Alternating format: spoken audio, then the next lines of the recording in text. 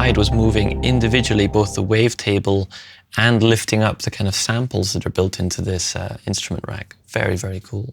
That was all made with Ableton Push 3. I should mention this is a pre-production unit and it is running kind of alpha software basically. So if you see any glitches during this video, that'll be why. This video is not sponsored by Ableton or anyone else, but it is supported by all of those of you taking the Push Bible, Push Playground, and all that good stuff. This video is also going to be more casual exploration of things because it's kind of a little bit like a diary of me getting to know Push 3.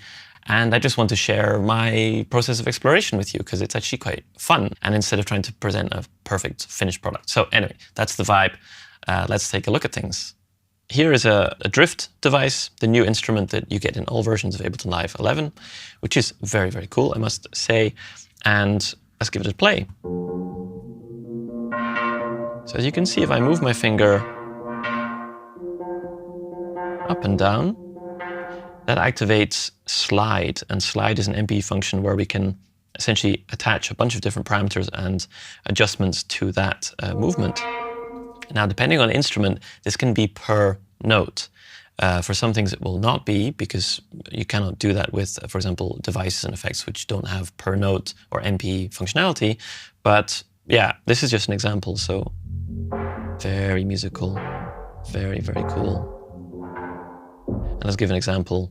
So this one we keep low. And this we can also play. So we hear that one coming through, and now this one. Now the higher one. But that's not the only show in town, because we can also move our fingers essentially in a legato style through the notes.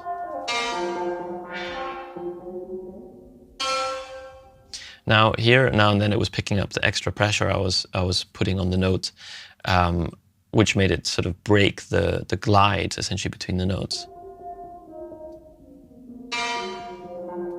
I'm going to show an example of glide with this next sound. This is again another bass sound.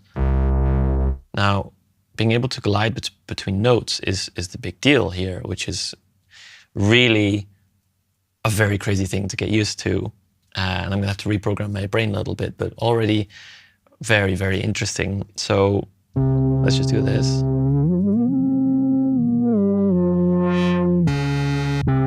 Now you can hear there's a little jump there. This is happening for two reasons. Sometimes it's because it is an early version of the software, and I've already seen a lot of things already fixed. And sometimes it's because some of the parameters of the instrument actually affect whether it really wants to kind of glide between notes or not. For example, is there an envelope hooked up to something? Is there something connected to pressure or polyphonic aftertouch? So that's just something to keep in mind as I go through this. So we can do kind of vibratos as well. Again, just absolutely crazy. I mean, I've gotten used to it now, so I've had this for a few days, but let me just also recognize how nuts this also is. Here's a very cool sound. It's called Dark Cinema. It's in the new sounds you get in 11.3, I believe.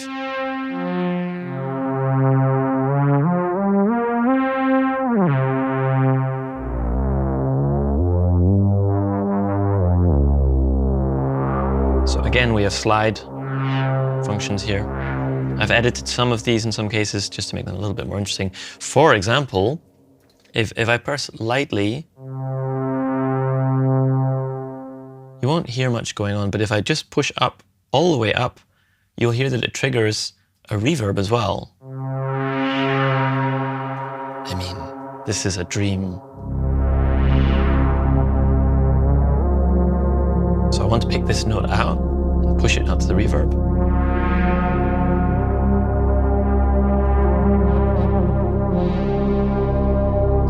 See a little glitch there again.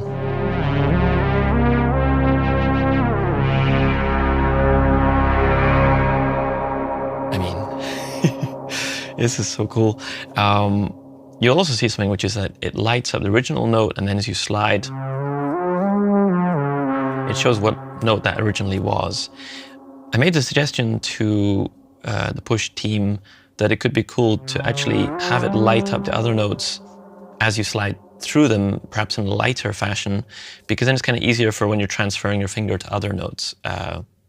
This suggestion was duly noted, I believe. We'll see if that ever comes.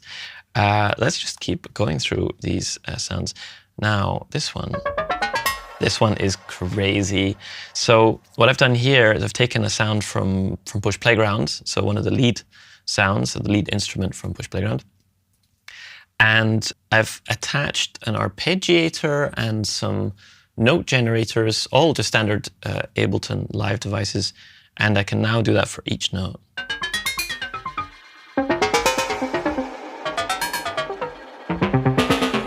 What it's also doing is it's hooked up to the frequency modulation of sampler. So that's also, when I slide it upwards, adding this crazy metallic sound to things. Quite tricky to make a melody out of this, but that's not really the point here. I mean, I found this just absolutely wild when I started fooling around with what you can hook up to what. On that note, I've done quite a lot of the mapping of things in Ableton Live because you cannot yet map everything with Push. Nor can I tell you if that's going to be the case, but I assume more and more it will be, especially if we look at the evolution of Wavetable, where a lot of things are now essentially controllable and mappable from Push. Anyway, I digress. What else do we have here? Yeah, this is something a little bit simpler. So it's, well, simpler sounding, let's say, but it's got an arpeggiator again connected to the notes, but also reverb. So if I really hit it and slide, then I can combine these different things going on. So what we're talking about is a whole new crazy world of expression with just your fingers. Because usually I would have had to have done this, you know, by then coming over to our sends and activating those. But you can see here, it's pushing them right up automatically. And I have one reverb set to pressure, so polyphonic aftertouch essentially, and the other is hooked up to the slide function.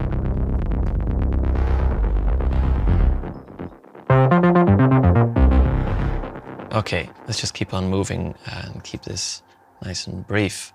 So MPE Ghost, that's another new one if I'm not mistaken.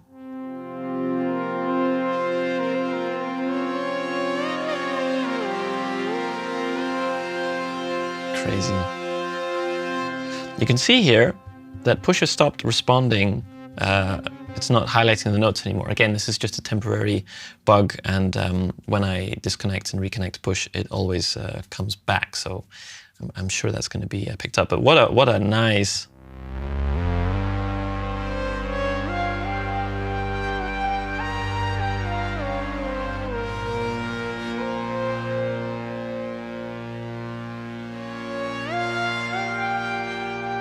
What a nice sound. It lost the note there a little bit. So again, just a little bit of fine tuning probably to be done here and there. The pads are, I can just tell you, way more kind of silky than even the Push 2 pads were. And they were already very silky, very different from the Push 1 ones. Big gap.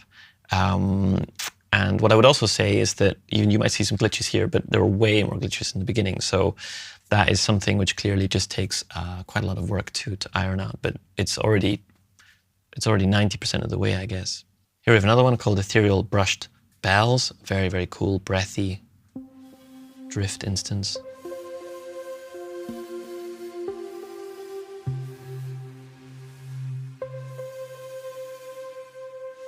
You might have heard it seem to trigger a note there without me seeing it, but that's of course because Push is temporarily not showing me which notes I've pressed. Again, I'm sure that's just in the fine tuning that's coming up. Now, Grain Drone, also very nice, kind of mixture of a drift instance plus some samples.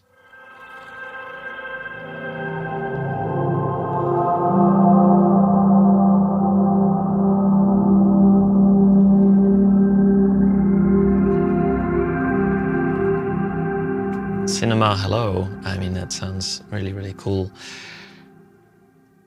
What I'm learning from this process is that there is so much to explore in terms of setting up instruments for MPE capability on Push at the full range of MPE, and not just the ones that you have in Ableton Push 2, which are already great.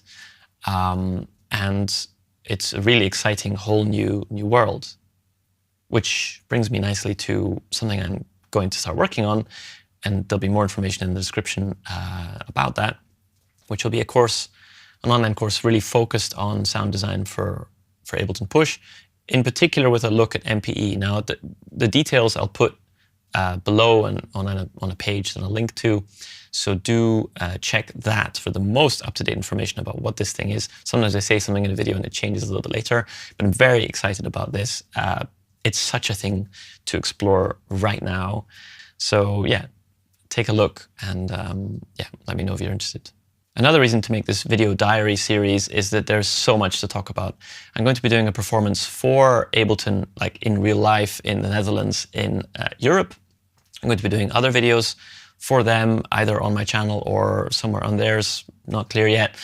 And also just exploring the things that you want to know more about. And that's, I think, best done in a slightly more informal way than trying to put it all into one big massive video. So let me know your questions as we go, and I can try and integrate them into these videos. So that's quite a casual run through of just some things I'm looking at with Ableton Push 3. If you have any questions, do let me know. I will read them all and I will absorb them and feed them into future content. Do check the video information area and description. I'll put any updates there, and you can also find out more about the Push Bible, Playground, anything related to Ableton Push and Ableton Live. And just thanks a lot for joining, and hope you're doing really well. Let's do a tiny little jam just for fun.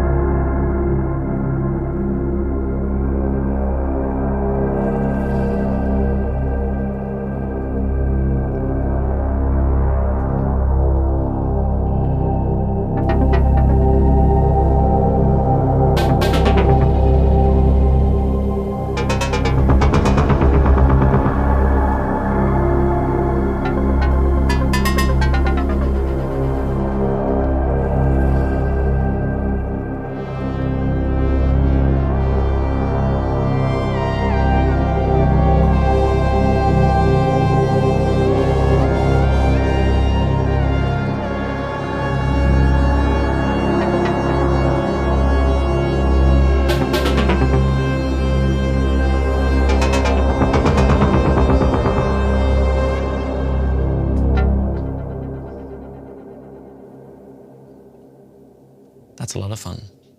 See you in the next one.